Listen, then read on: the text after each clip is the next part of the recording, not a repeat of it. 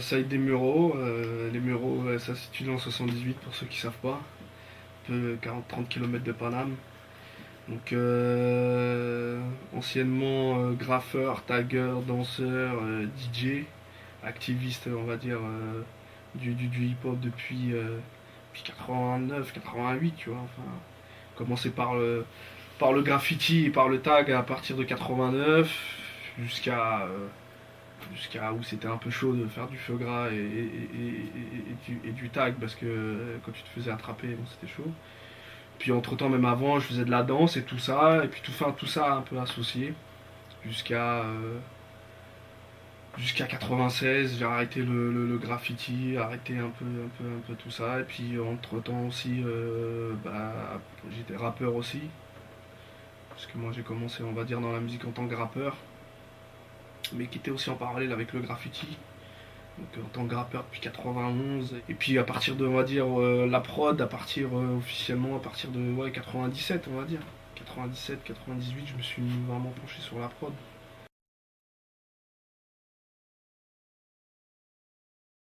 J'ai fait pas mal de projets en tant que rappeur sur des compiles comme Nord contre Sud, l'Invincible Armada, Opération Freestyle, Cut Killer Show. J'avais sorti un maxi et tout ça en tant que rappeur. Et après, on avait fait, j'avais justement en tant que compositeur, j'avais sorti un truc avec des mecs de chez moi, un collectif qu'on avait monté, ça s'appelle Première Unité, qu'on avait fait ça entre 98 et 99, où justement en featuring on avait Roth, Kerry James, et puis le mec d'Aphrodisiaque aussi, LS, qui est aussi un ami à moi, on a commencé la musique ensemble, il habite au Muro et tout, donc c'est à partir de 98-99 que tout, parce que tout le disque, le maxi, il y avait 3 titres, et les 3 titres, c'est moi qui avais fait les musiques, qui avait réalisé toutes les musiques. Et suite à ça, on a trouvé que c'était pas mal. Après, je suis descendu dans le sud. On m'a demandé aussi des gens, des artistes du sud qui étaient intéressés pour des sons à moi. Et tout ça, je devais travailler sur un projet qui réunissait des compositeurs, des rappeurs du sud avec des rappeurs du nord, donc de Paris. Et donc je devais travailler sur ce projet-là. Et bon, il n'a pas abouti, mais de fil en aiguille, j'ai rencontré Troisième œil. Et puis même ici aussi, sur Paris, j'avais placé des prods aussi sur des gens d'ici, du secteur. Et puis ouais, Troisième œil, ça a commencé par plutôt Carré Rouge et après Troisième œil.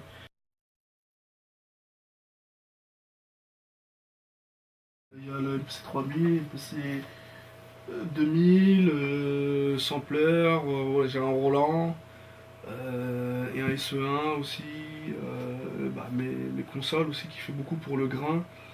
Il y a un petit Alésis là que je viens d'acquérir. Il y a quoi encore pour des guitares aussi qui est super mortel pour préample, c'est le iPod. Il y a un iPod aussi qui est bien et le mini Moog Voyageur. C'est un peu en gros tout avec lequel je travaille, tout le matos avec qui je travaille.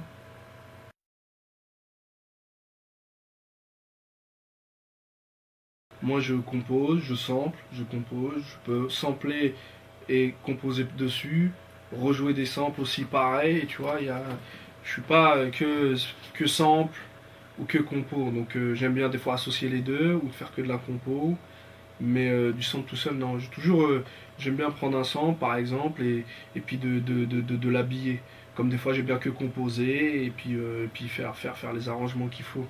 Mais après, bon, après, ce qui est dur, c'est par exemple quand tu prends un sample et tu dois habiller un sample, faut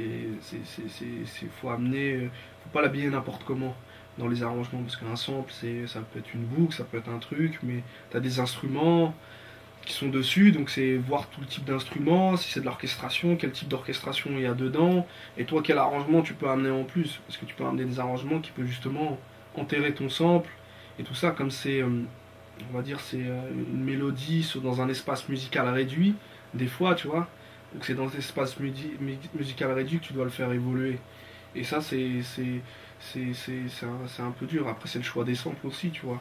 C'est comment choisir ses samples, dans quel type de musique, et tout ça. Donc le sample peut t'amener la ligne mélodique d'une compo, tu vois, enfin d'une compo d'un truc que tu vas que jouer, donc tu vas pas mettre de sample, donc tu as rejoué le sample et tu l'as retravaillé, tu as rajouté des notes et tout ça. Comme le sample peut être la base d'un morceau si tu recomposes, si tu fais des arrangements par-dessus, tu vois. Mais, moi, je sais que me concernant, le sample, je l'utilise aussi bien, je le rejoue, comme aussi bien je l'utilise et je la raccompagne avec de l'arrangement joué. Et puis voilà, mais comme des fois aussi j'ai des mélodies que j'ai dans la tête et que je compose, tu vois, que je compose directement et tout ça. Donc, mais c'est assez varié, on va dire. C'est assez varié, ça dépend aussi de l'atmosphère que tu vas amener aussi, tu vois.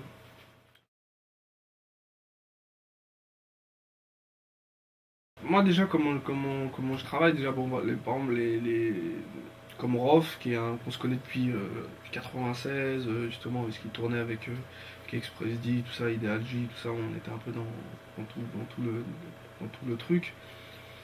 Bah, c'est plus parce que c'est plus par rapport à l'artiste on se connaît il y a des affinités moi c'est vrai que je bosse beaucoup avec des artistes où les affinités passent d'abord avant donc j'envoie pas un CD de prod où je fais écouter 60 prod ou un CD de prod j'envoie et puis j'attends que mon téléphone sonne pour me dire vas-y ça y est on veut ça.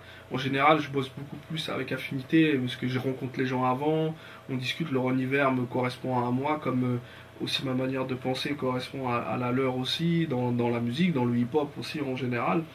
Donc ça fonctionne beaucoup comme ça. Donc après, quand j'ai beaucoup discuté avec les artistes et tout, où il y a l'affinité à bien passer, parce que s'il n'y a pas d'affinité, j'ai un peu du mal à bosser par commande. C'est-à-dire, voilà, faut que je fasse tant, on me demande de faire tant de prod, d'envoyer des CD comme ça. J'envoie pratiquement, c'est rare que j'envoie des CD, c'est vraiment rare, rare, rare.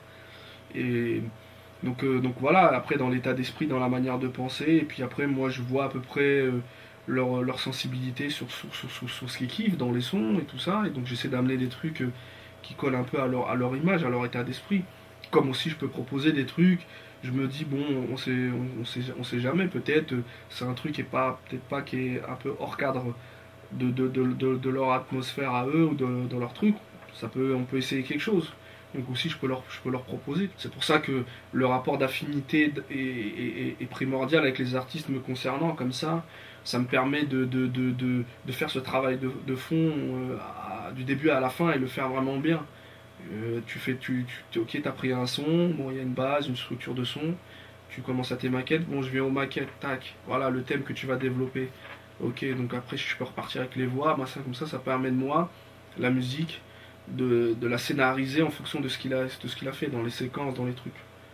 Puis moi, comme je suis rappeur à la base, donc j'ai peut-être, on va dire, j'ai plus cet état d'esprit en tête que de faire le son et de me considérer que moi je fais que du son, mais le reste, ça m'importe peu.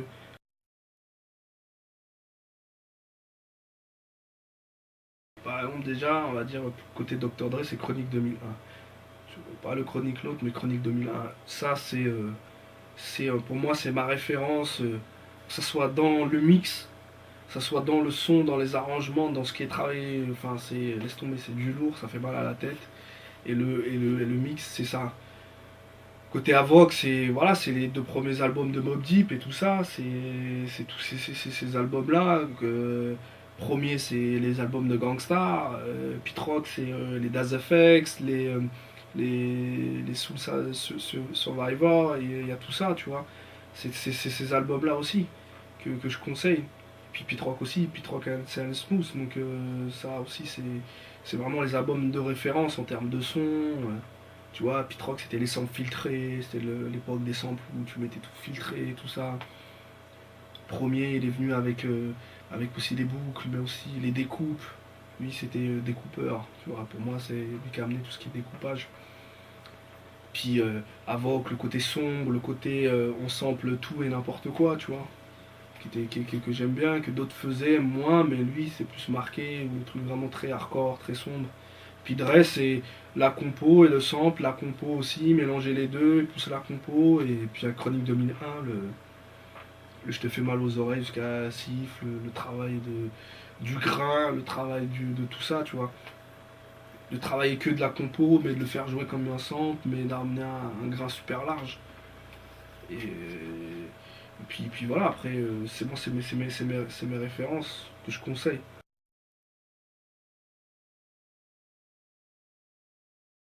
Là, je travaille sur un projet que je suis en train de faire depuis longtemps, qu'on a mûrement réfléchi. Là, on est en train de le mettre en place au fur et à mesure, même si c'est un peu difficile. mais c'est R&B hardcore, c'est un truc, ça va s'appeler R&B hardcore. Donc un peu, on va dire un paradoxe entre R&B et le mot hardcore. C'est de faire chanter des chanteurs de R&B sur des sons durs, tu vois, sur des sons durs que tu as peut-être plus l'habitude d'entendre un rappeur rapper dessus ou quoi que ce soit. Donc, mais ce qui n'empêche pas que tu peux amener de la mélodie, qui n'empêche pas d'amener une interprétation, justement, c'est ça le défi. Donc, il y a ça, R&B hardcore. Donc, on est en train de mettre ça un peu en place au fur et à mesure. Voilà, on commence à maqueter les titres et tout ça. Donc voilà. Donc, pas évident aussi de faire un track listing de chanteurs qui peuvent aussi le faire, tu vois. Donc voilà. Il y a ça, il y a l'album de Rof aussi, le nouvel album de Rof, il est en train de travailler sur son nouvel album, sur des sons pour lui. Il y a quoi encore? Il y a plein de ouais, il y a plein de projets. On me demande des sons à droite à gauche, mais pour le moment, là, je me concentre sur ce projet-là, sur des sons pour l'album de Rof. Il y aura plus tard l'album de Kamel Ancien, et aussi des sons pour des artistes un peu underground aussi, parce qu'il faut pas oublier ces gens-là aussi, des gens de chez moi, comme des gens à droite à gauche. Donc voilà.